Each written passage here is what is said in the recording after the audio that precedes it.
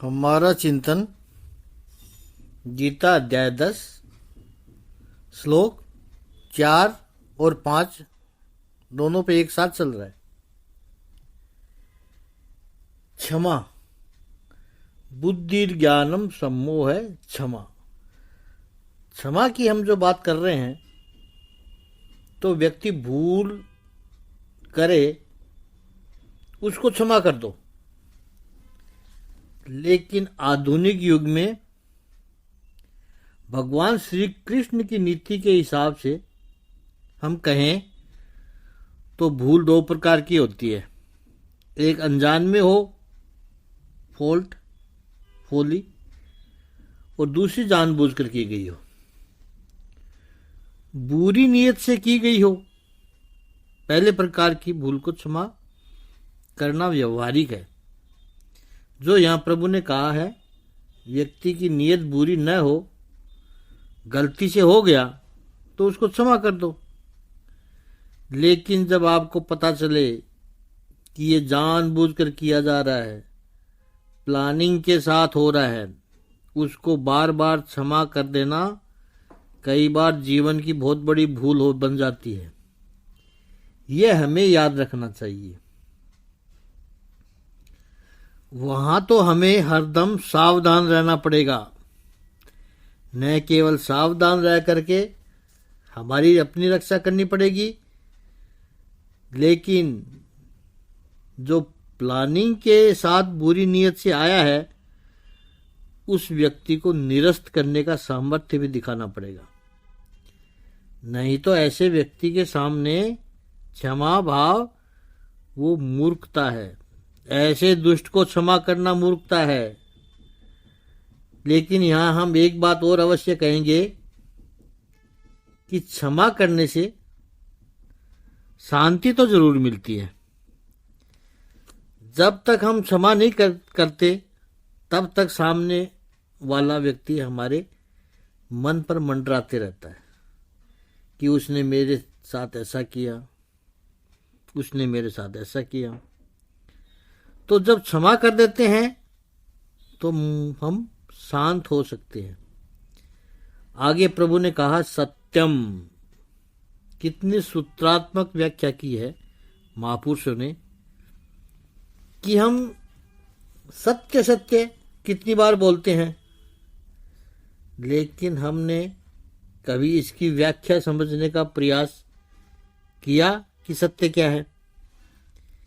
यथा दृष्टस्य, जैसा आपने देखा है, यथा श्रितस्य, जैसा सुना है, वा यानी अथवा आत्मानुभव भव्यस्य, अपना जो एक्सपीरियंस है उसको दूसरे की बुद्धि में स्थापित करने के लिए, दूसरे की बुद्धि में उसको कम्युनिकेट करने के लिए,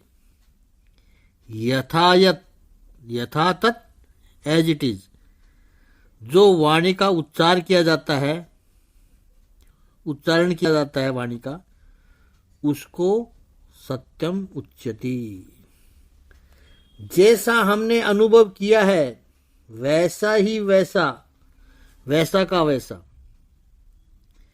इसलिए हमें याद रखना है कि सत्य केवल आप जो बोलते हैं वो सत्य नहीं है। वो बोल करके सामने वाले के मस्तिष्क में आप क्या कम्युनिकेट करना चाहते हो, सामने वाले के मस्तिष्क में आप क्या स्थापित करना चाहते हो, वो सत्य है। नहीं तो कई बार लोग शब्दों के जाल बिछाकर, शब्दों के खेल से सुनाई ऐसा पड़ेगा कि सत्य बोल रहा है, but they are conveying something different. सामने वाले के मस्तिष्क में अर्थ अलग हो जाए उसका। ऐसे भी लोगों की स्टाइल होती है। वो नहीं होनी चाहिए। जो हमने देखा है, जो हमने सुना है, वो हमारा अनुभव है, वही श्रोता के मन में स्थिर होना चाहिए। इतनी सावधानी होनी चाहिए। इसे कहते हैं सत्य। श्रीमद् रामानुजाचार्य जी कहते हैं कि सत्यम यथा दृष्टम विषयम भूतमित रूपम वचनम मनोवृत्ति प्रकरणात्। और श्रीमद् रामानुजाचार्य जी उसमें एक बात और जोड़ दी, यथा तथा, जो है लेकिन उसके साथ सामने वाले का कल्याण भी हो, वो भी भावना होनी चाहिए। उसे कहने में केवल हकीकतों का बयान कर देना वो सत्य नहीं है, लेकिन वो जो कहा जा रहा है उससे बोलने वाले का यानी वक्ता का और श्रोता का दोनों का कल्याण होना चाहिए, वो सत्य है। सत्य हितम सत्यम। इसके लिए कई बार हमने दृष्टांत भी दिया है कि संस्कृत भाषा में दो शब्द है, सत्य और तथ्य। इंग्लिश में भी है, फैक्ट एंड रियलिटी ट्रूथ। केवल तथ्यों का बयान करना, केवल तथ्यों का वर्णन करना वो सत्य नहीं है। वक्ता और श्रोता का कल्याण जहां पर हो वो सत्य है। जैसे समझ लो आपका पड़ोसी बहुत बुरा आदमी है, आपने देखा है, आपने सुना है, आपके नजरों के सामने है, आपके पास एनफ प्रमाण है, उसके प्रूफ है। आपका पड़ोसी झूठ बोलता है, भ्रष्टाचारी है, व्याभिचारी है, व्यसनी है, जो भी जितनी बुराइयां हैं वो सारी उसमें है। आप रोज 10-20 लोगों को पकड़ के बैठा हो और उनके सामने रोज आधा घंटे अपने पड़ोसी के कुकर्म का वर्णन करो। मेरा पड़ोसी बुरा आदमी है, चोरी करता है, झूठ बोलता है, व्यसनी है, व्याभिचारी है, भ्रष्टाचारी है। ऐसा रोज 10-20 लोगों को आधा घंटे सुनाओ, आपके 5-10 घंटे खत्म हो गए, बेकार हो गए। क्या आपका भला हुआ? आप जिसको सुना रहे थे क्या उनका कल्याण हुआ? पड़ोसी का कल्याण हुआ? नहीं। तो आप तथ्य कह रहे हैं, लेकिन वो सत्य नहीं है। जब हम परमात्मा की बात करते हैं, जब हम शास्त्रों की बात करते हैं, ये तथ्य है कि नहीं वो हम देखने नहीं गए और हमें देखने की आवश्यकता भी नहीं है। लेकिन ये सब बातें सुनकर, बोलकर वक्ता का भी कल्याण होता है, श्रोता का भी कल्याण होता है। इसलिए ये सत्य है। भगवत नाम की चर्चा करना, सत्संग सत्य है। यहां भगवान कहते हैं कि केवल तथ्यों का वर्णन करना बड़ा सरल होता है, लेकिन सत्य का उच्चार होता हो तो प्रभु की कृपा हो तभी यह भाव संभव है। सत्यम, आगे कहा दमय, यानी सेंस कंट्रोल, इंद्रियों को अनकंट्रोल होने से रोकना, इसको कहते हैं दमय। घोड़े पर यदि लगाम न हो तो वो कैसे अनकंट्रोल्ड हो जाता है? वो अपने सवार को भी फेंक देता है। ऐसे ही इंद्रिया यदि कंट्रोल्ड न हो तो वो इधर उधर भागने लगती है, और वैसी इंद्रियां व्यक्ति का विनाश करती है। यहां पर जब हम इंद्रियों की बात करते हैं तो सप्रेशन नहीं है। यह याद हमें रहे, याद रखना है, क्योंकि हम दम से सीधा दमन यानी सप्रेशन अर्थ करते हैं दमन का। ऐसा नहीं है। बलपूर्वक जो दबाया जाता है इंद्रियों को, वो साइंटिफिक प्रोसेस नहीं है। तो विज्ञान कहता है कि जब इंद्रियों को बलपूर्वक दबाया जाता है तो फिर वो स्प्रिंग की तरह उछलती भी है। जैसे ही प्रेशर हटेगा इंद्रिया प्रवर्ट हो जाएगी। इसलिए मनोविज्ञान में शब्द है प्रवर्जन। विकृति आ जाती है। प्रवर्जन ये उपाय है ही नहीं। दम में समझदारी है। विकृति के जो बुरे असर है, विकृति के जो बुरे प्रभाव है, उनको समझाकर इंद्रियों को मोड़ लेना, इसको कहते हैं दमन। नहीं तो आइदर रिबेल हो जाएंगे या फिर परवर्ट हो जाएंगे। वो परवर्ट मन है, विकृति मन है, वो तो परमात्मा की तरफ कभी जा ही नहीं सकता।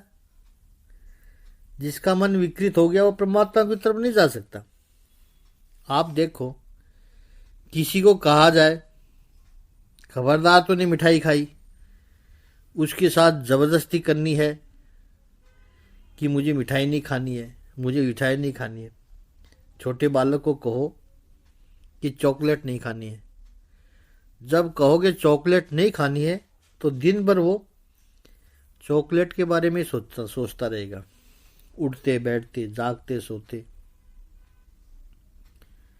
उसके दिमाग में चॉकलेट ही चॉकलेट आएगी। क्यों क्यों मम्मी मुझे चॉकलेट नहीं देती, क्यों नहीं देती? जबरदस्ती से आप नहीं रोक सकते। विकृति ले आती है, परवर्जन ले आती है। जबरदस्ती से नहीं रोक सकते, समझा कर रोक सकते हैं। दमन का अर्थ इंद्रियों का स्प्रेशन नहीं है। मन को बहुत समझाना पड़ता है। इसलिए अष्टांग योग में भगवान पतंजलि ने यम, नियम, आसन, प्रत्याहार, फिर धारणा, ध्यान और समाधि, ये जो प्रत्याहार है वो दम है।